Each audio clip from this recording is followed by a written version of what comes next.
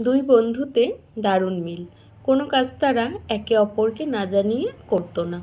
কোনো কথা একে অপরকে না বলে তারা থাকতে পারত না। তাদের আন্তরিকতা দেখে প্রতিবেশীরা প্রশংসা করত। একবার তারা দুজন বেড়াতে বেরিয়েছিল।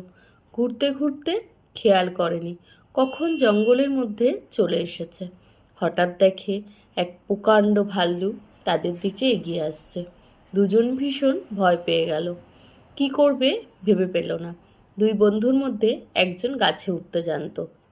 সে ভাল্লুককে দেখে বন্ধুর কথা না ভেবেই নিজের প্রাণ বাঁচাতে গাছের ওপর উঠে পড়ল।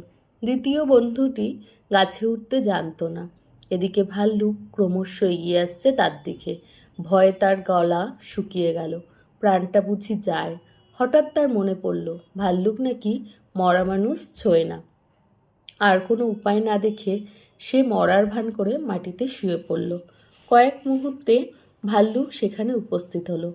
মাটিতে শোয়া মানুষটিকে সে বেশ খানিকক্ষণ ঘুরে ঘুরে দেখল এবং শুকল। বন্ধুটি তখন শ্বাস প্রশ্বাস বন্ধ করে একদম কাঠ। খানিক পরে ভাল্লুকটি তাকে মরা মানুষ মনে করে সেখান থেকে চলে গেল। ভাল্লুক চলে গেলে প্রথম বন্ধুটি গাছ থেকে নেমে এসে দ্বিতীয় বন্ধুর কাছে এলো। সে ততক্ষণে উঠে বসেছে। প্রথম বন্ধু জিজ্ঞেস করলো, ভাল্লুক তোমার কানে কানে কি বলে গেল ভাই?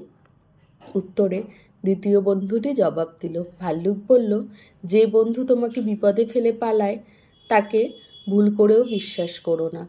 জবাব শুনে প্রথম বন্ধুর মুখ লজ্জায় কালো হয়ে গেল। বিপদেই প্রকৃত বন্ধুত্বের পরিচয় পাওয়া যায়।